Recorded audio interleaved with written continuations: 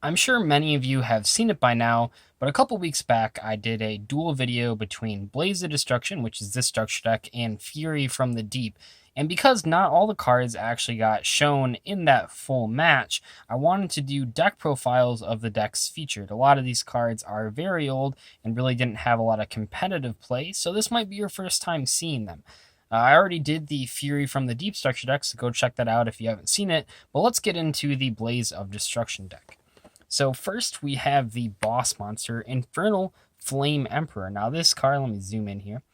This card is not nearly as powerful as a lot of the other boss monsters out of the structure decks, but it's not totally useless. It's basically a heavy storm as long as you can banish some fire monsters in your graveyard. And yeah, it has 2700 attack. It's probably not something you'll summon very often if you're only playing with a structure deck, because the structure deck doesn't have a lot of stuff to facilitate tribute summons, but it's not the worst card imaginable. The only other tribute monster we have is the Thessalos, the Firestorm Monarch.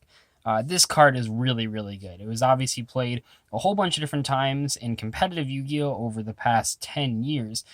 I mean, even as recently as the Monarch deck that came out a couple years back, this card was played in triplicate in some of those builds.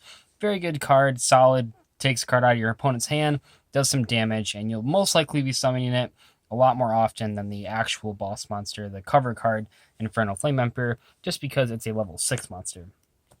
Now moving on, we have the only 3 of in the deck, and that is Ufo Trail. This thing can get pretty much every single card you'd want out of the deck, and it's pretty solid. The water deck has Mother Grizzly, but the Mother Grizzly targets aren't nearly as versatile as the UFO Turtle targets. This card's really, really good. I wish it was a Pyro monster because then it'd have some synergy with some other cards in here, but overall it's a solid floater monster.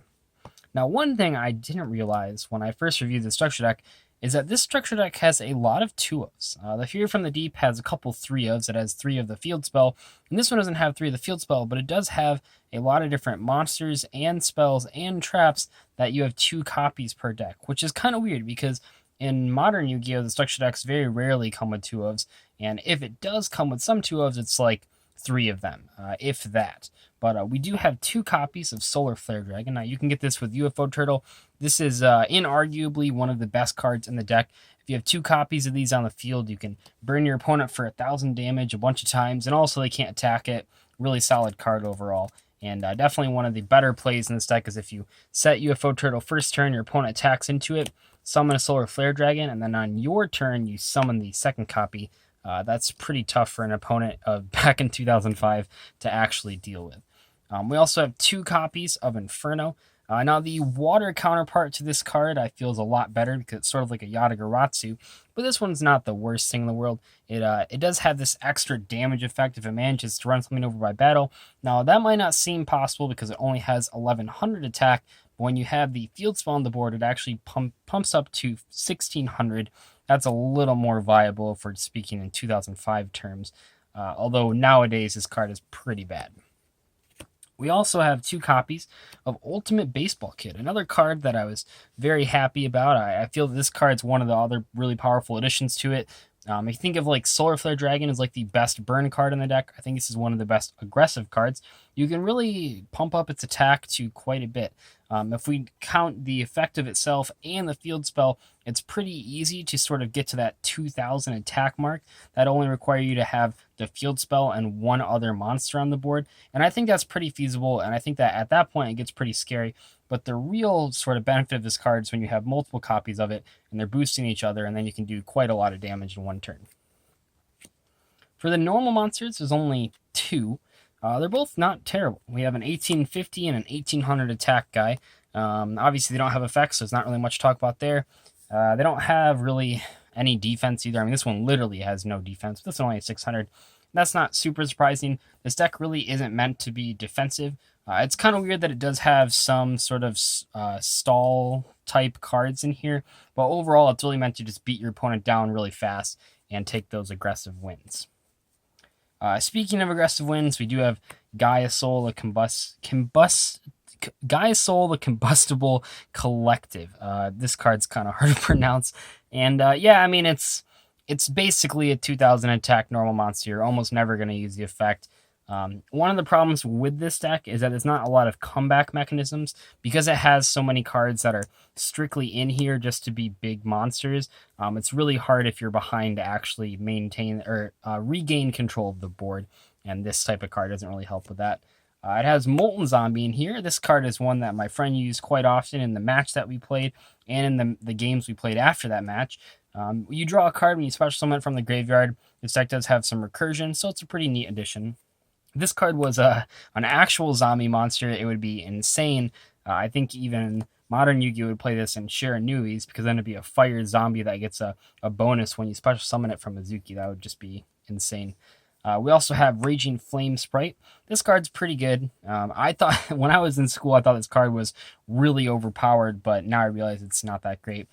Mainly with this card, you are trying to get 2 attacks off, and then it's kind of hard for your opponent to deal with. The big turn of survival is after the first attack, because it's only at 1100. With the field spell, it's at 1600. If you can get it past that, though, it's pretty deadly.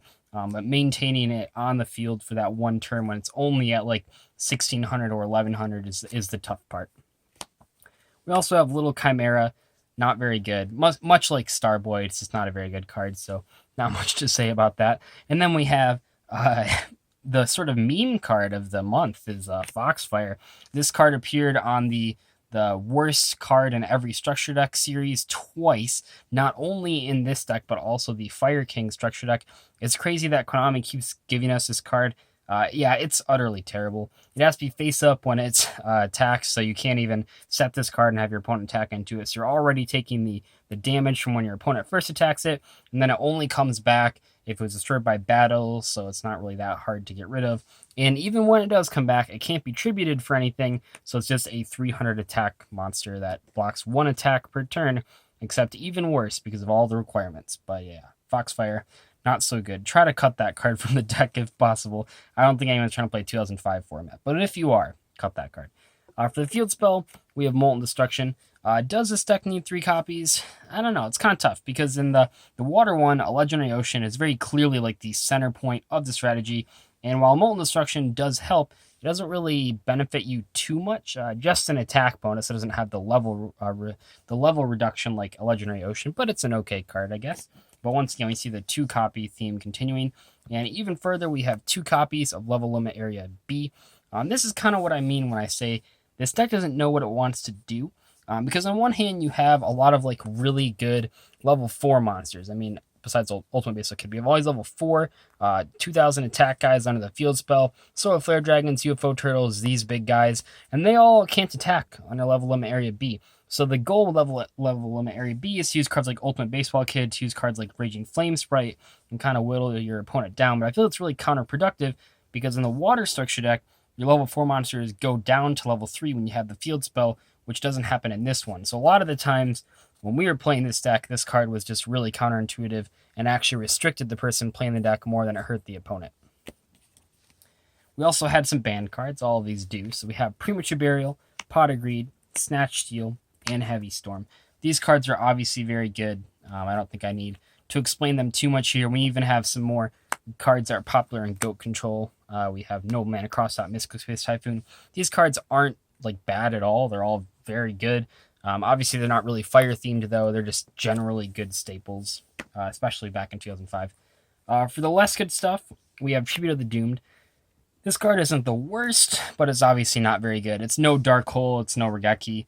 I think both those cards were banned when this deck was out. Maybe just, I know Regeki was. I don't know about Dark Hole. But anyway, yeah, this card isn't that great. But it's okay, I guess. It's spot removal.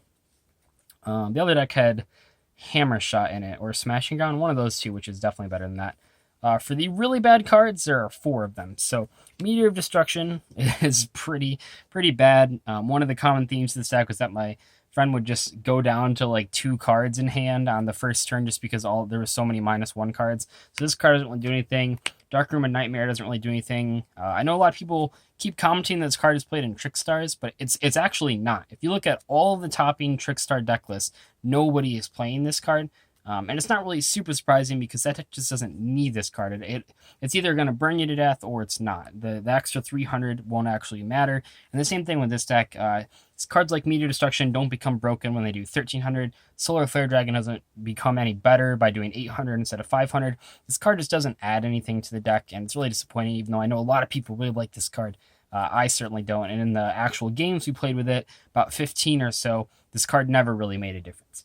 We also have Necklace of Command. This card's weird because if the effect's activated when it was used right away, it would actually be pretty good because it gives you a chance to draw a card or make your opponent get rid of a card, and that's okay, but you have to wait for the card to die, and also it has to be equipped to something on your side of the board, which means that you can't do the cool strategy, which would be equipping it to one of your opponent's monsters and then running it over by battle to get the effect, but you can't do that, so it's kind of slow.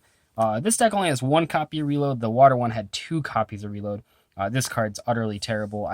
People keep trying to say oh, Magical Mallet is better, and they say that as a joke, but no, Magical Mallet is 100 times better. The fact that this is a quick play does not matter, but the fact that Magical Mallet doesn't put back your entire hand is a lot better because you can put back just 1 or 2 bad cards. Not that either of those cards are actually good, but comparatively, Magical Mallet would be much, much better in this deck than Reload. Anyway, the traps. We have 2 backfires.